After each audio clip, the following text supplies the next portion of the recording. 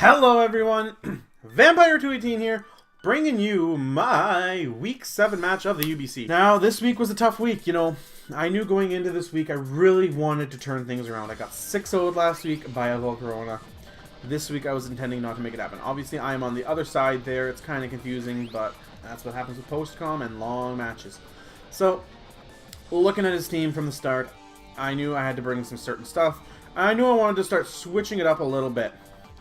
So, this is the team I brought. I brought Aerodactyl there, always a good lead, Mega Aggron, Hydreigon, Golisopod, the Cryogonal, and Meloetta. Now, I was predicting, I guess, the majority of his team here.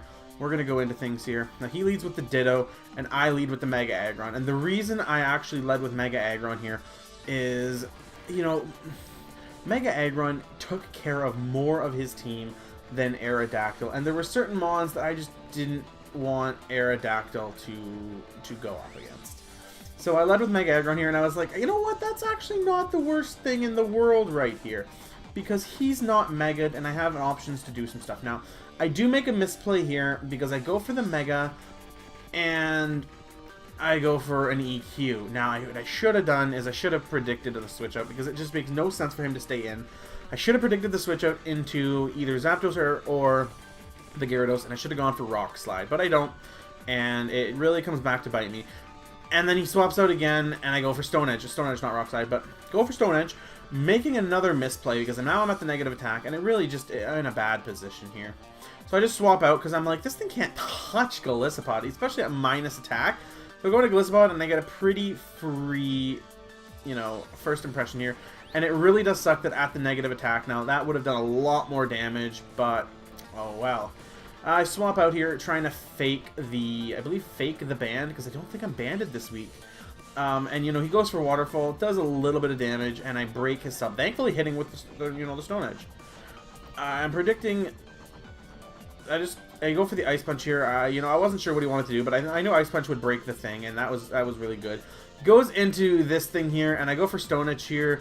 Probably a mistake, but I didn't want to risk going for EQ yet. And he misses his Stone Edge, which is big.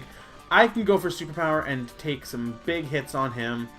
And, he goes into Zapdos here.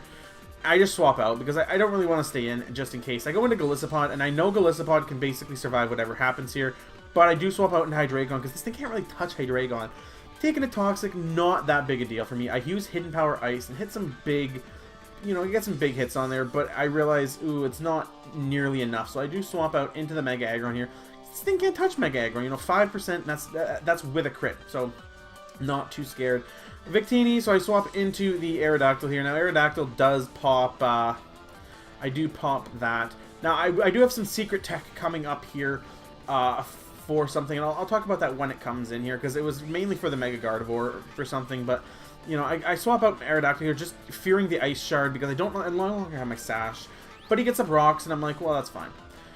He goes into the Savage here, but I do use First Impression and bring it down to 4%, which really does suck, because he uses Leech Life here, and I'm assuming he thinks I'm banded, but I actually Leech Life it right back and kill him, because I'm not banded this week. I believe I'm like Expert Belt or something.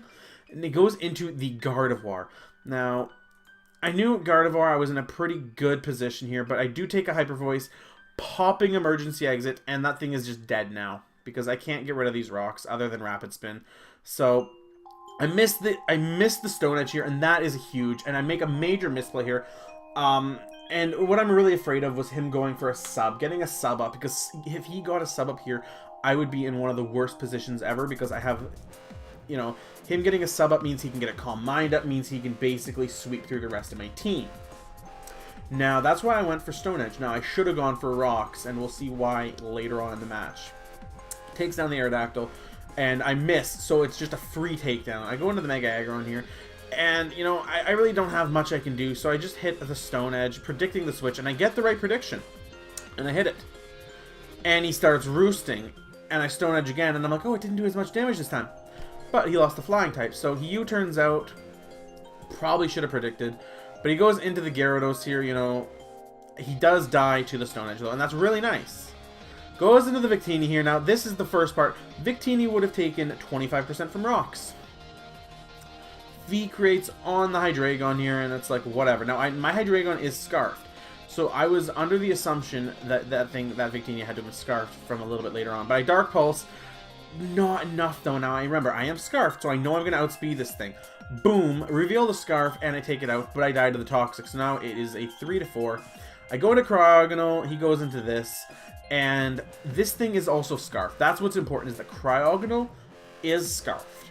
Now, Cryogonal also was built to have 1 more speed than a natural Victini.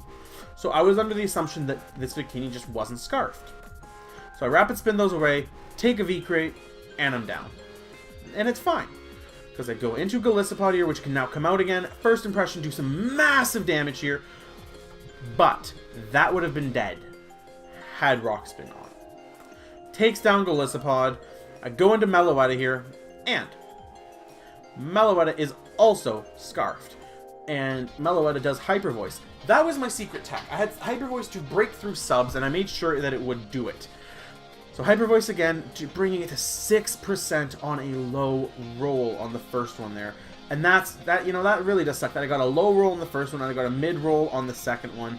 When if I would have gotten 2 mid rolls, the thing would have been probably done. Especially if Rocks were out. If Rocks were out, that would have also been dead. Goes into this, and now I know what I need to do is switch into the Mega Aggron here, because I can't do enough damage with Hyper Voice to take it out. I go into Mega Aggron, I take a little bit. I know this thing is going down, but it also lets me get him in kill range now of Focus Blast. And I'm thinking, oh my gosh, I've won because I'm scarfed on this. I should outspeed a Victini. Boom, hit the Focus Blast, I connect, and I kill it, and it's one-on-one, and Victini comes out, and I'm just praying, I can hit, but he's scarfed. V-Create kills me. But you know what, guys? I'm not even salty about this because I got a very good match this week. I was very close to winning, unlike last week where I got 6-0'd. I'm very happy how this turned out. Let me know in the comment section down below what you think of this match. I definitely have been able to analyze some of the problems. Mainly those rocks would have done so much. It would have killed this thing, would have gotten so many extra kills here. I've been Vampire218, and I want to know what your guys' thoughts are in the comment section down below. I will see you guys next week for Week 8. Bye!